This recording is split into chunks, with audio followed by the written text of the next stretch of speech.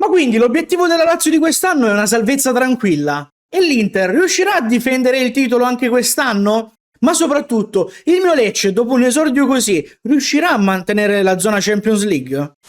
E quindi bentornati o benvenuti in questo nuovo video e qui sul mio canale. Oggi proviamo a fare il nostro gioco che purtroppo è mancato l'anno scorso e mi è veramente dispiaciuto non farlo, ma siamo di nuovo qui per la prediction della classifica finale di Serie A 2026-2027. Prima di cominciare però vi chiedo come sempre di lasciare un bel mi piace e di commentare per farmi sapere la vostra, o volete fare anche voi la vostra personale classifica, fatelo qui sotto nei commenti. Se siete nuovi iscrivetevi al canale, ma anche un piccolo disclaimer purtroppo, perché c'è gente che magari non prende benissimo questi giochi. Io voglio ricordarvi che è solo un gioco, solo personalissime opinioni. Posso sbagliarle, posso prenderle, ma io non c'entro nulla col cammino della vostra squadra del cuore, quindi cerchiamo di mantenere una sezione commenti abbastanza pulita, divertiamoci e fate anche voi la vostra prediction qui sotto. E se siete in disaccordo sulla prediction che ho fatto sulla vostra squadra del cuore, fatemelo sapere qui sotto e ditemi, secondo voi, dove potrebbe arrivare la vostra squadra. Quindi partiamo dalle ultime tre, dalla zona retrocessione. In zona rossa io ho messo le tre neopromosse, ossia il Monza, il Venezia e il Frosinone. Le metto tutte e tre insieme perché il discorso che voglio fare è molto simile per tutte e tre le squadre, quindi meglio parlare una volta che ripetersi per tutte e tre. E quindi credo che queste tre neopromosse non mi suscitano niente di positivo in questo momento. Poi magari sbaglierò, magari si riprenderanno, magari inizieranno a farmare punti e ad arrivare in zona Champions, ma non credo. Qualcuna di queste ha speso anche tantissimi milioni sul mercato, ma non riesco a vederle più su di queste tre posizioni. Quindi come sono salite, per me scenderanno in Serie B e torneranno nella serie cadetta. Al 17° posto ho messo il Parma. Secondo me sarà difficile ripetere l'annata scorsa, dove comunque si sono andati a prendere una bella salvezza, e il motivo è che secondo me questa è troppo avanti per il calcio italiano, non ce lo meritiamo, e quindi 17° posto.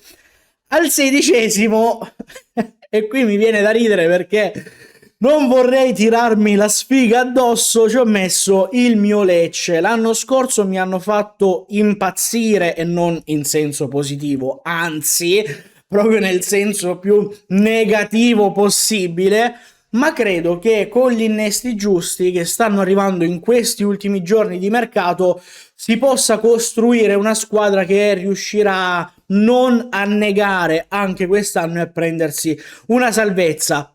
Salvezza sì, ma non tranquilla, quindi ci sarà da lottare fino alla fine, come al solito.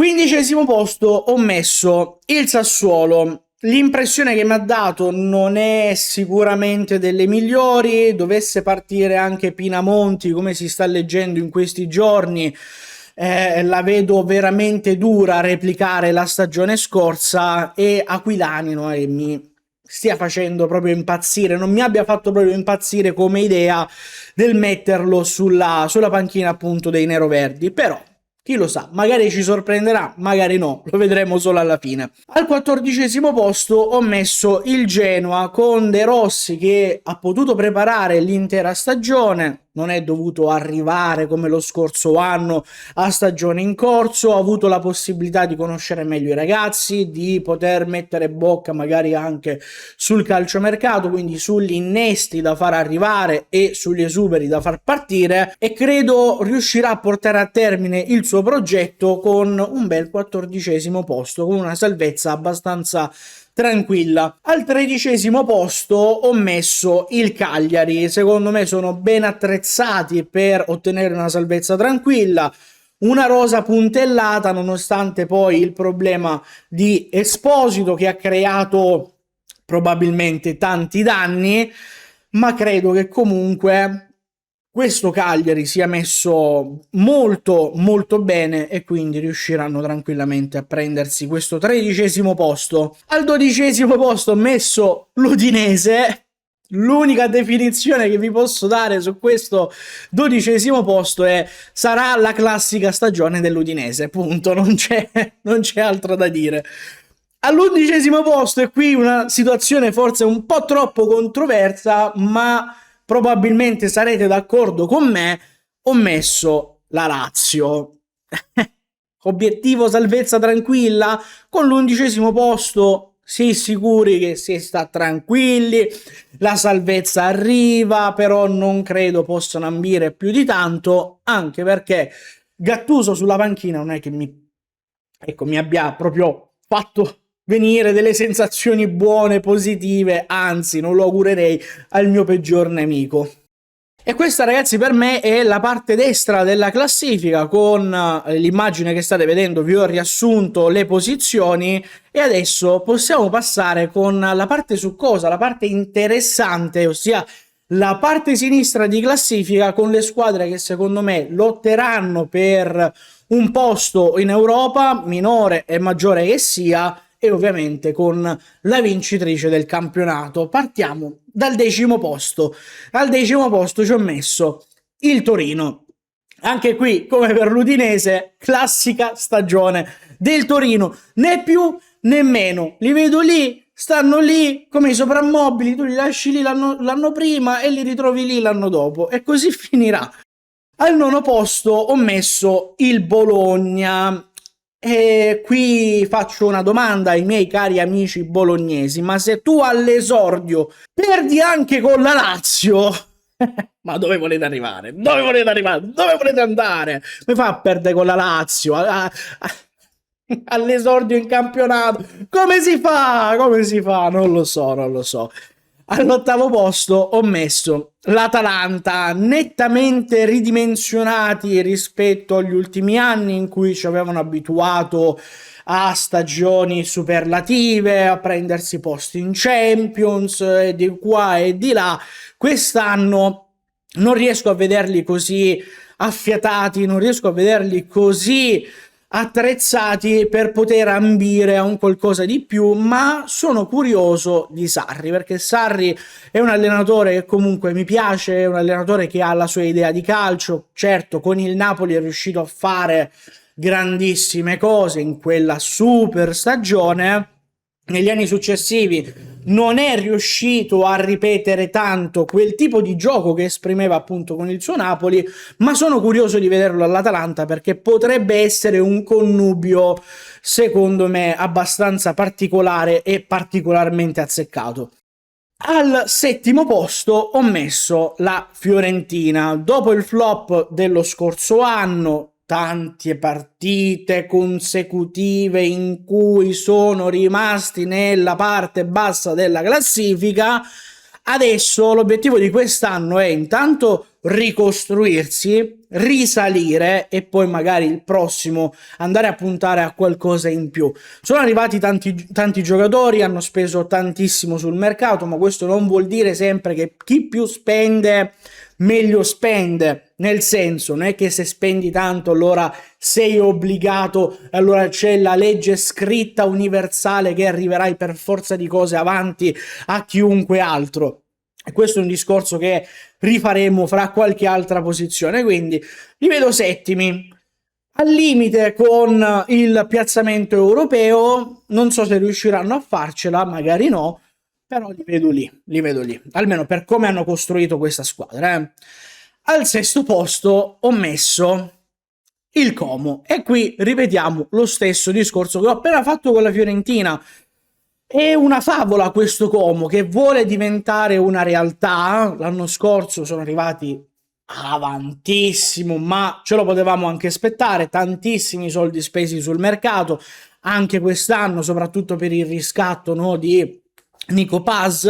Ma come ho detto prima, spendere tanto non vuol dire arrivare per forza davanti, perché se il campionato, no, di calcio, qualsiasi altro sport, fosse un se spendo di più degli altri arrivo per forza primo, allora non ci sarebbe neanche il bisogno di andare a giocare le partite e il Como potrebbe spendere ogni anno più di tutti, più di tutte le squadre, le altre 19 messe insieme, arriverebbe ogni anno primo. Ma non è questo il caso, bisogna scendere in campo, bisogna giocare a calcio, le partite le devi giocare, le devi andare a vincere e quindi secondo me non arriveranno a fare quello che hanno fatto lo scorso anno.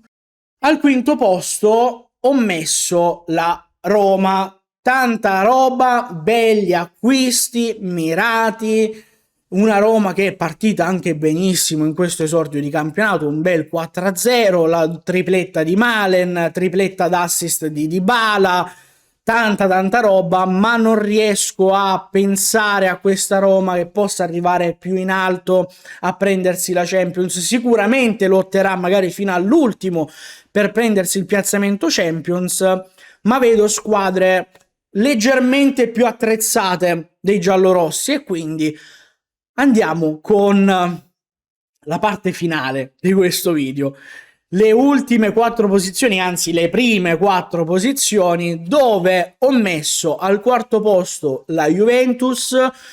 Secondo me la cura Spalletti quest'anno potrebbe funzionare, sono arrivati calciatori che possono fare al caso di mister Spalletti. C'è stato il ritorno anche di Kolo Muani che non si è presentato benissimo all'esordio in campionato, questo l'abbiamo visto tutti con quel gol completamente mancato da distanza ravvicinatissima, e io ancora non riesco a capacitarmi di come abbia sbagliato quel gol praticamente già fatto. Come detto anche per la Roma, ci sono squadre attrezzate meglio, ci sono squadre che possono e che dovranno fare meglio, e quindi per me quarto posto. L'obiettivo potrebbe essere appunto quello di arrivare fra le prime 4, ma non mi spingerei a dire che possa lottare per la vittoria del campionato. Ma appunto, quali sono queste squadre meglio attrezzate? Quali sono queste squadre che potranno lottare e ambire alla vittoria del campionato? Al terzo posto ho messo il Napoli, per me una delle migliori, sì, assolutamente, ma non la migliore. Poi Allegri è un allenatore che mi piace tantissimo.